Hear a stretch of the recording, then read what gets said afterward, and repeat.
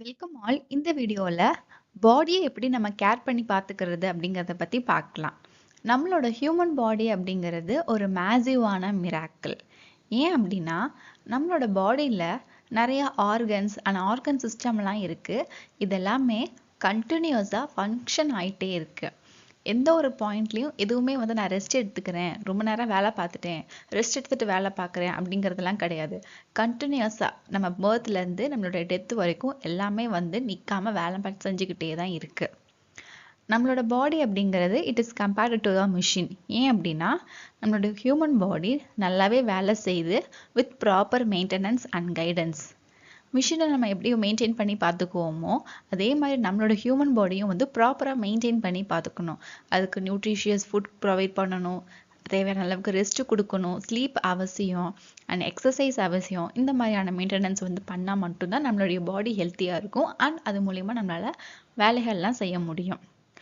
So for the smooth functioning all the parts of the body should work in யூனிசென்ஸ்.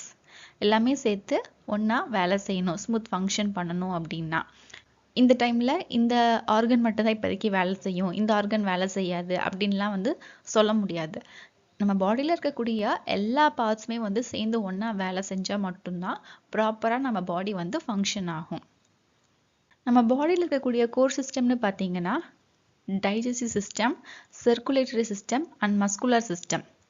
இதுதான் core system. இதெல்லாமே சிங்க்ரனைசேஷனில் இருக்கணும் and it should function well. இது எல்லாமே ஒன்றா சேர்ந்து வேலை செய்யணும். இது எல்லாத்தையும் you have to keep them well by proper care. இப்போ நம்ம டென்டல் கேரை பற்றி பார்க்கலாம். Dental care are broadly speaking oral hygiene. Dental care அப்படின்னா நம்மளுடைய மவுத்துக்குள்ளே எப்படி நம்ம அதை கேர் பண்ணி பார்த்துக்கிறோம். நம்மளுடைய ஓரல் ஹைஜீன் அப்படிங்கிறது ஒரு இண்டிவிஜுவலோடைய பர்சனல் ஹெல்த்தில் ரொம்ப ரொம்ப இம்பார்ட்டண்ட்டான ஆஸ்பெக்ட். அது ஒரு குட் ஓரல் ஹைஜீன் இருந்தால் மட்டும்தான் நம்மளுடைய டீத் நல்லா இருக்கும், கம்ஸ் நல்லா ஹெல்த்தியாக இருக்கும், with the healthy surrounding tissue and அதை சுற்றி இருக்கக்கூடிய டிஷ்யூமே நல்லா ஹெல்த்தியாக இருக்கும்.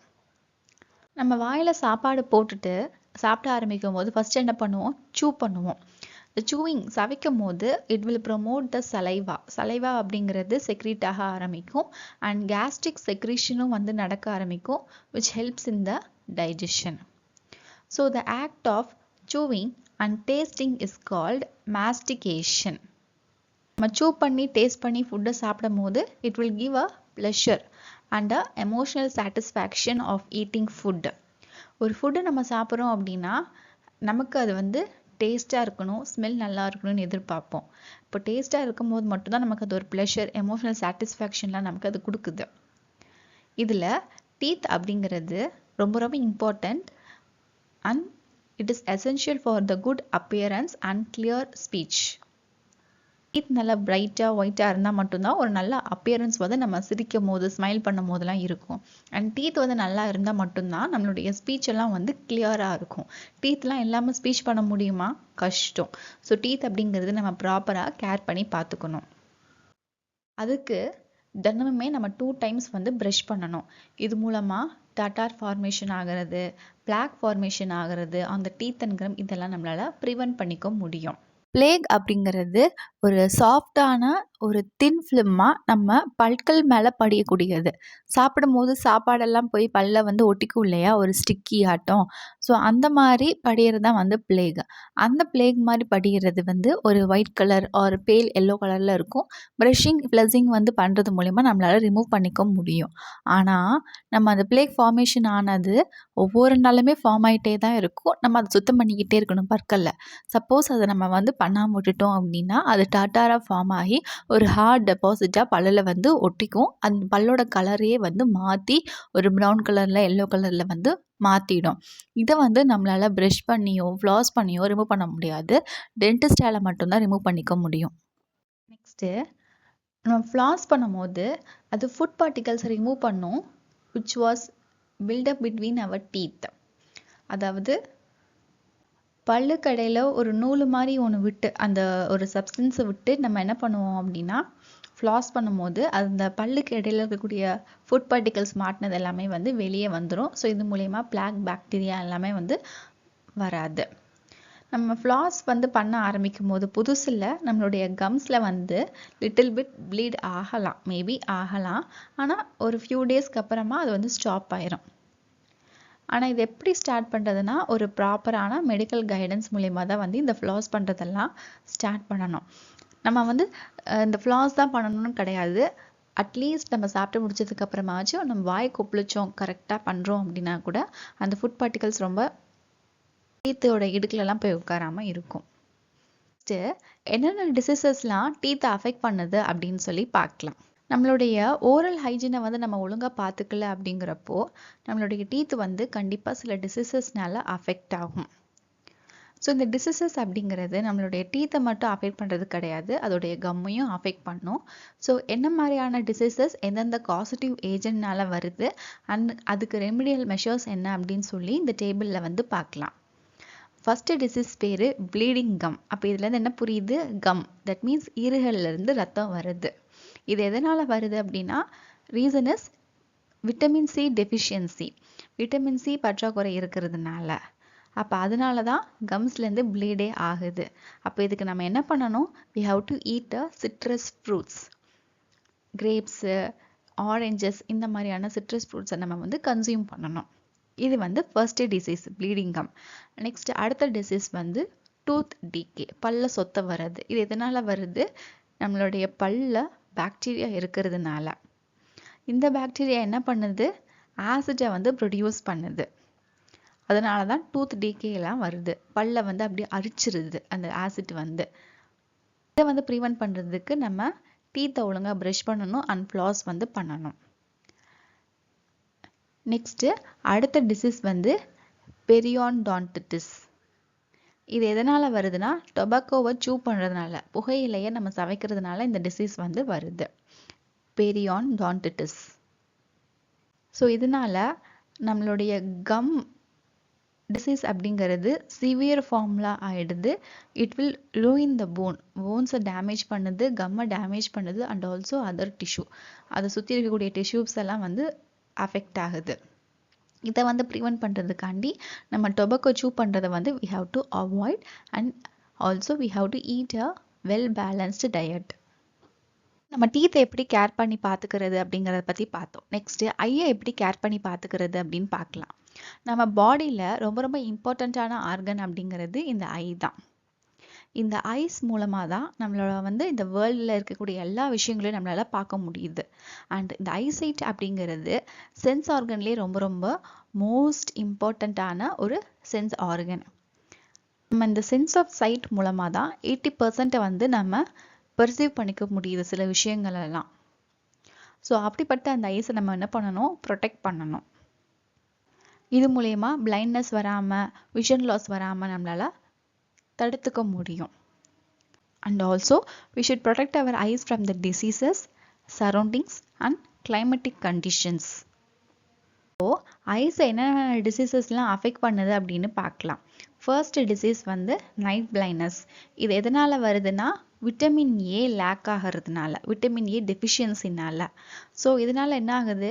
ரெட்டினால இருக்கக்கூடிய செல்ஸ் எல்லாமே வந்து டிஸார்டர், அதாவது சம்திங் அதில் பாதிப்பு வரும். அதனால தான் நமக்கு நைட் பிளைண்ட்னஸ் அப்படிங்கிற இந்த டிசீஸ் வந்து வருது. அப்போது இதனால நைட் டைமில் இல்லைனா புவர் லைட்டில் நம்ம பார்க்குறதுக்கே ரொம்ப சிரமப்படுவாங்க அந்த பர்சன். ஸோ இதுக்கு என்ன பண்ணணும்னா, விட்டமின் ஏ ரிச் ஃபுட்டான கேரட், பப்பாயெல்லாம் எடுத்துக்கணும் இந்த நைட் பிளைண்ட்னஸை ப்ரிவென்ட் பண்ணுறதுக்காண்டி. நெக்ஸ்ட் அடுத்த டிசீஸ் வந்து conjunctivitis, it is otherwise known as pink eye. இது எதனால் காஸ் ஆகுதுன்னா, வைரஸ் அண்ட் பாக்டீரியா மூலமாக. ஸோ இதனால் என்ன ஆகும்? ஒரு ஐயும் அஃபெக்ட் ஆகலை, இல்லைன்னா போத் ஐஸும் அஃபெக்ட் ஆகலாம். And this is highly contagious, அதாவது இது வந்து ஈஸியாக ஸ்ப்ரெட் ஆகக்கூடியது. எப்படி ஸ்ப்ரெட் ஆகும்னா, by the contamination and sneezing.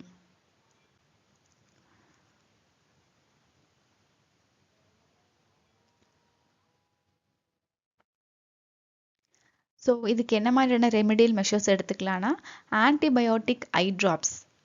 கண்ணில் வந்து சில இன்ஃபெக்ஷன்ஸ்லாம் வருது, பாக்டீரியா வைரஸ் மூலமாக, அப்படின்னால ஐ ட்ராப்ஸ் எடுத்து போட்டுக்குவோம் இல்லையா, அந்த மாதிரி இந்த கன்ஜெக்டிவிட்டிஸ் அப்படிங்கிற பிங்க் ஐக்கும் நம்ம ஆன்டிபயோட்டிக் ஐ ட்ராப்ஸ் வந்து எடுத்துக்கணும். இல்லைன்னா ointment or otherwise any home remedy இருந்துச்சு அப்படின்னா அது பண்ணிக்கலாம். நெக்ஸ்ட் தேர்ட் டிசீஸ் வந்து கலர் பிளைண்ட்னஸ்.